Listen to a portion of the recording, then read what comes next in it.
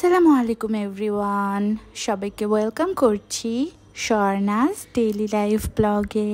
মেয়েকে নিয়ে বাবার বাসায় বেড়াতে গিয়েছিলাম। তো হাজব্যান্ড ছিল শ্বশুর বাড়িতে। হঠাৎ করে ভোর সকালে নামাজ পড়ার পর দেখে একটা কল আসলো। তো হাজব্যান্ড বলছে ফোন দিয়ে ভোর সকালবেলা যে চলো আজকে লং ড্রাইভে যাই। আমি বললাম যে মাথা নষ্ট তোমার, এত সকালে লং ড্রাইভে যাব? তো বলে চলো, অনেক মজা হবে। তো যে কথা সেই কাজ, হুট করে বলার পর জাস্ট ঝটপট করে আমি মেয়েকে ঘুমে রেখে মার কাছে চলে গেলাম রেডি হয়ে 300 ফিটে। তো আজকের সকালটা আর 300 ফিটের এই ফাঁকা রাস্তাটা জাস্ট অসাধারণ ছিল। এত জোস একটা ফিলিংস ছিল।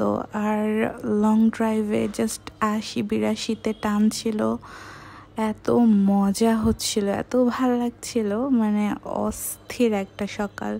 শুধু উইন্টারটা মিস করছিলাম। মনে হচ্ছিল এই সকালটা সামারের সকাল না হয়ে যদি উইন্টারের সকাল হতো আসলেই অনেক মজার হতো। বাট তারপরেও সকালে ঠান্ডা বাতাস, বেশ সুন্দর একটা ওয়েদার ছিল। তো এখান থেকে লং ড্রাইভে একেবারে নারায়ণগঞ্জ পর্যন্ত চলে গিয়েছি মাত্র 45 মিনিটের মধ্যে। তারপর এখান থেকে আমরা একটু উপরে উঠে ছবি টবি তুললাম, একটু আড্ডা দিলাম, কতক্ষণ গল্প করলাম, ভিউটা এনজয় করলাম। তারপর আমরা আবার নীলা মার্কেটের দিকে চলে গিয়েছি।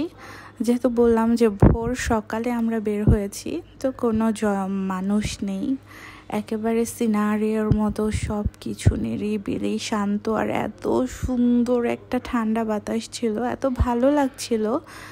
বিশেষ করে এই জায়গাটায় বসে থাকতে আমার এত ভালো লাগছিল, ঘন্টার পর ঘন্টা আমার এখানে বসে থাকতে ইচ্ছে করছিল। যেহেতু সকালে বের হয়েছি আর আমাদের প্ল্যানিং ছিল আজকে লং ড্রাইভ করব, দেন একটু স্টারে ব্রেকফাস্ট করব।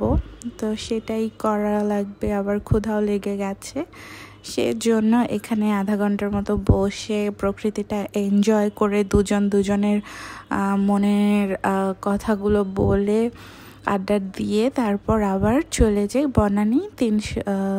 তো এই যে দেখুন, এই জায়গাটা আমার এত ভালো লেগেছে। মানে ঢাকার মধ্যে গ্রামের ভাইবস পেতে হলে এখানে আপনারা যে কোনো সময় চলে আসতে পারেন। আর বিকেলবেলা দেখলাম 300 ফিটের এই নীলা মার্কেটে একটা সুন্দর মেলার মতো হচ্ছে।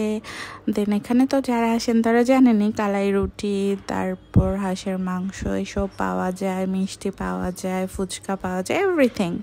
আবার এই যে বোটগুলো ভাড়া করে আপনারা ঘুরতেও পারবেন।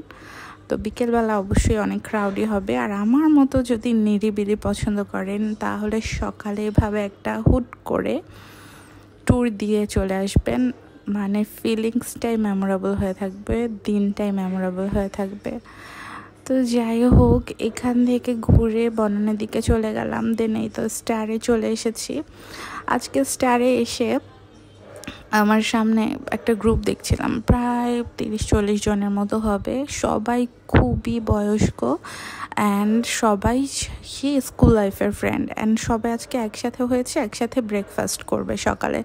দেখে এত ভালো লাগছিল বিষয়টা যে আসলে জীবনের আসল মজাটা এই আঙ্কেলগুলোই উপভোগ করছে। তো so sweet of them to C.